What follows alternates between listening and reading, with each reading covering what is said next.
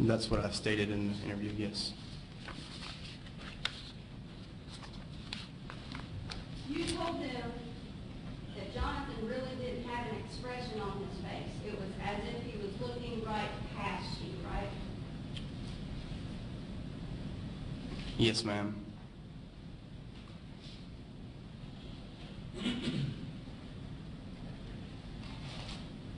That would make sense if he couldn't see exactly where you were standing, wouldn't it?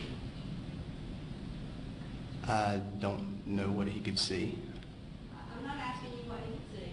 I'm just asking if it would make sense that he would be looking past you if he couldn't see exactly where you were standing. Objection, Your Honor. I don't understand that question. Well, I wouldn't say that it was looking past me. It was like looking through me, like staring at me, not paying attention to me being there, just staring at me.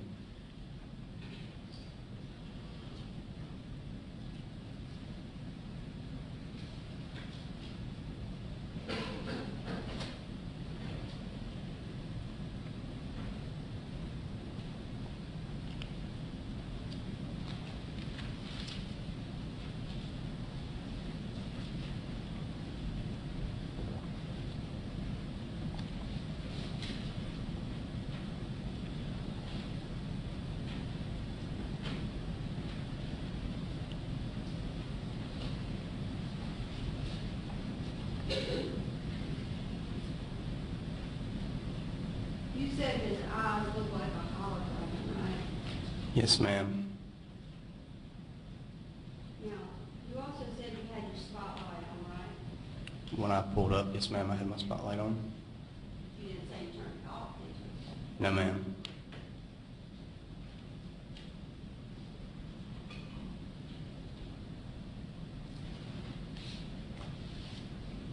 You don't know how well Jonathan can see, right? I don't know how well he could see, no. But imagine he could probably see the police cars, right? Yes, ma'am.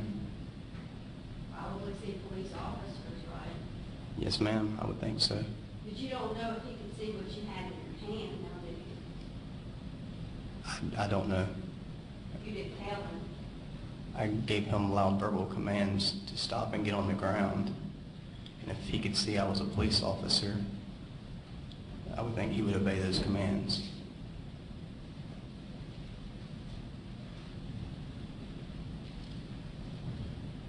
Did you give him any of those commands before somebody shot a taser at him? No. You were in here when your attorney asked a whole bunch of people about if Jonathan's face was completely dark out there that night, right? You remember that? Yes, ma'am. 3 o'clock in the morning, right? Yes, ma'am. Normally dark outside at 3 o'clock in the morning, right? Yes, ma'am, it is. If his face was completely dark, you would not have been able to see what his face looked like now, would you?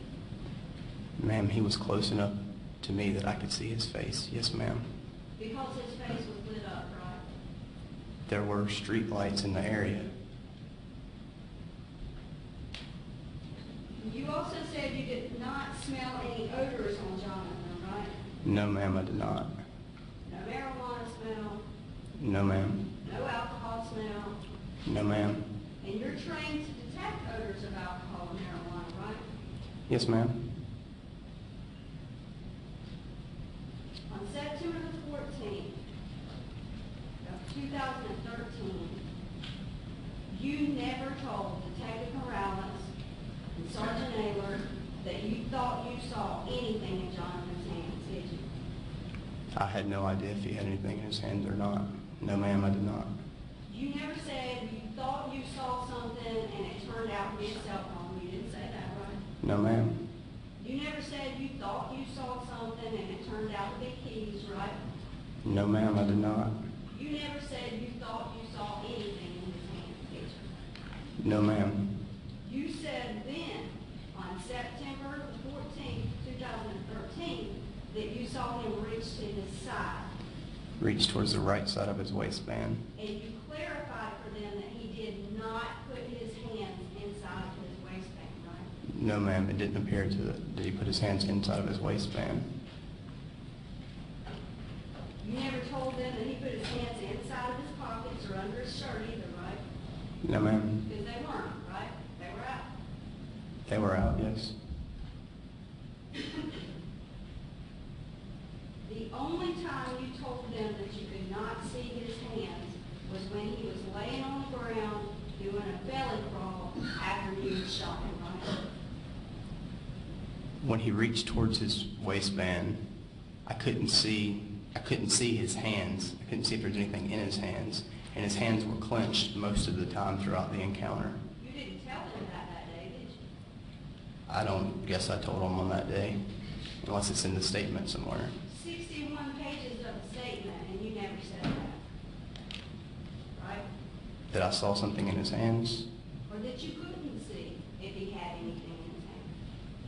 I couldn't see if he had anything in his hands. You never said you couldn't see if he had something in his hands. You said you could see his hands, right? Except for when he was on the vacuum hill. I don't remember saying that I could see inside of his hands. Inside of his hand? His hands.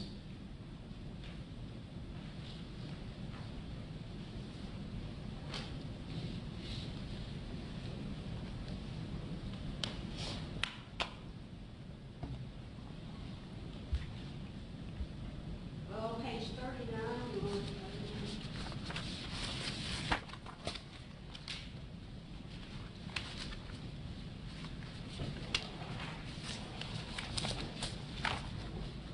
Page 39, you said you did not see anything in his hands, right?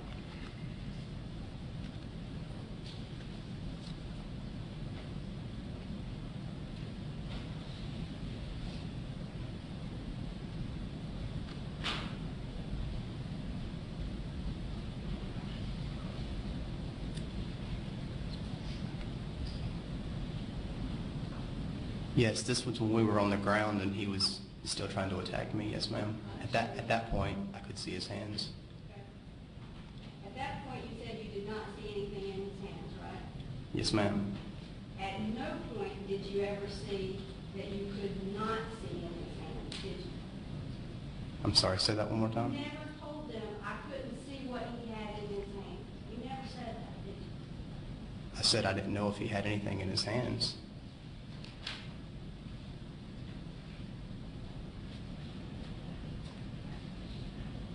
You were asked specifically why you drew your firearm. If you ever considered reholstering and going hands-on, or using some other non-deadly force like Little did, and like Neil said he was going to do, right? Yes, ma'am.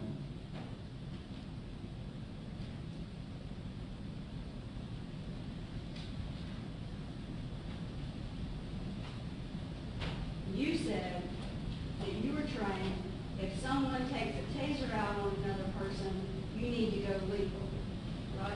Yes, ma'am. Not only trained that way, but verbally reprimanded as well.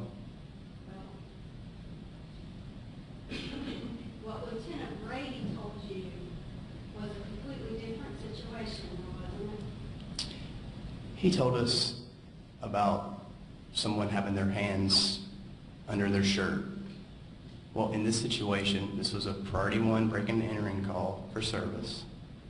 We find the suspect matching the description of the B&E call for service. It's 2:30 in the morning.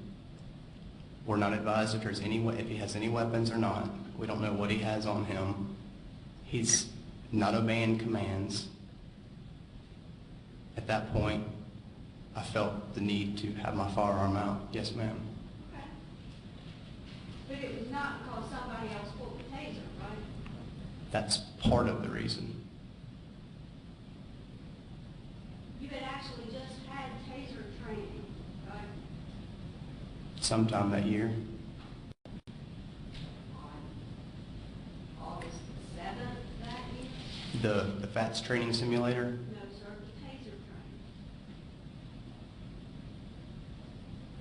training. I'm not sure of the exact date that I had taser training. You want me to bring it up there and show you the documents we have when you had I believe you. You said it's August 7th. Okay. And in your taser training, your training is somebody else goes with a taser, you're supposed to be hands-free so that you can handcuff them if it works, right? You're supposed to be the backup officer, and each situation is different. Right. Right. And you told us yesterday, each situation is different, right? Yes, ma'am, that is correct. So that situation where you said Lieutenant Brady said one of you should not have had a taser drawn was different than this, right? The situation was different as far as the call. Okay. And it was different because what you told Lieutenant Brady was you thought that person was actually going to pull out a weapon, right? Yes, ma'am. And that was because that person had been given repeated commands to show his hands, right? Yes, ma'am. Jonathan was never given any command to show his hands, was he? No, he was not. And that other person had his hands under his shirt, right? Yes, ma'am. Jonathan never had his hands under his shirt, right? This happened so fast, we had every belief in the world that he could have had a weapon on him. In every call that you go on, somebody could have a weapon on them, right? Yes, ma'am, that's correct. You don't get to shoot people every time you respond to a possible She actually break-in. didn't see that. But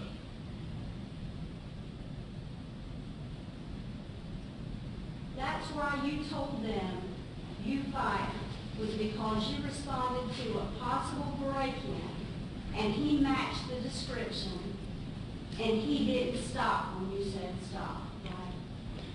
At the time, it was a break-in occurring. I wasn't aware that it was just a possible break-in. You said you went to the residence and the place appeared to be secure. From the front of the residence, yes, ma'am, it did. Did you go look around the backside? No, ma'am, I did not. So what you told them was it appeared to be secure, right? Yes, ma'am. Okay. So the gentleman in the other situation, you told them was hunched over with his hands under his shirt, being given repeated commands to show his hands, and you thought he was pulling out a weapon, right? We thought there was a good chance he could have a weapon. You told them you thought he was going for a weapon, right? Yes, ma'am. That's not what happened here, is it? When the suspect reached towards his waistband, I thought he was going for a weapon. And then he was close enough to me Wait, okay, I'm sorry. to grab my gun. When he reached towards his waistband, you thought he was going for a weapon, but then you saw and you told them. Thank you, thank you. In this situation with Jonathan, when you talked to Detective Morales and Sergeant Abel, Yes, ma'am. you said that he put his hands towards his waistband, right? Yes, ma'am. And then you told them that he did not put his hands inside his waistband, right? Yes, ma'am. So that's different than the gentleman who had his hands up underneath his shirt that you actually thought was pulling out a weapon, right? It is different. Yes, ma'am. But like I said, this happened in 7 seconds.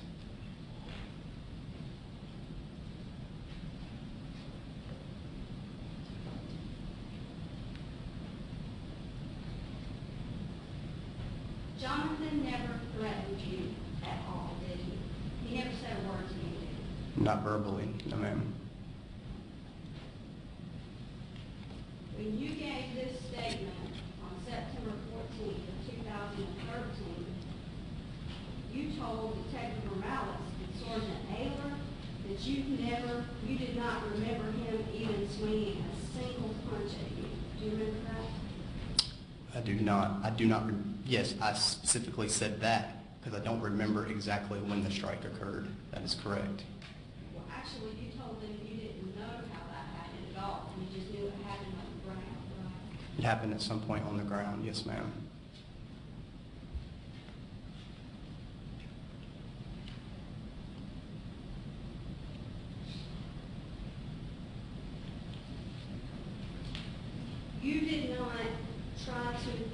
control Jonathan by reholstering your firearm and going hands-on, did you? No, ma'am, I did not have time. You did not try to protect your weapon by reholstering it, did you? No, ma'am, I did not.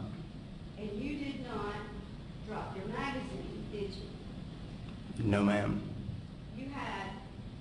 You knew Officer Little was there to back you up, right? Yes, ma'am. And Neil pulled up right beside where your car was, right?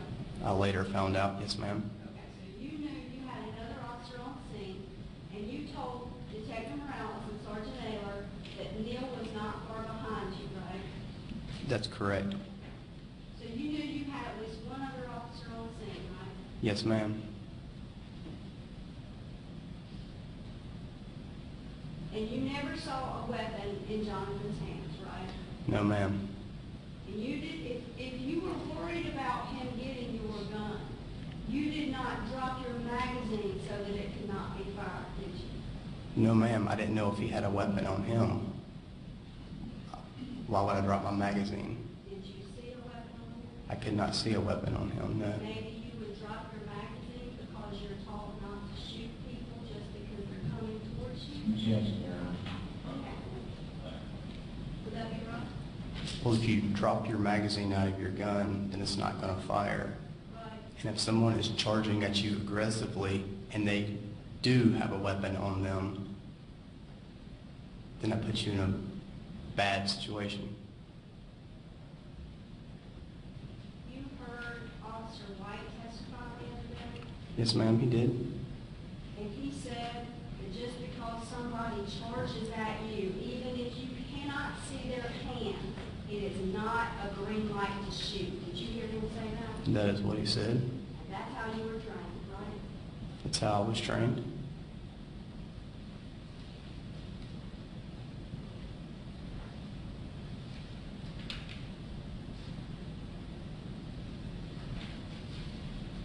All right, ladies and gentlemen, since we're in the free fall, of course, we'll allow a 15-minute recess. Recess. 11. Members of the jury, please stand.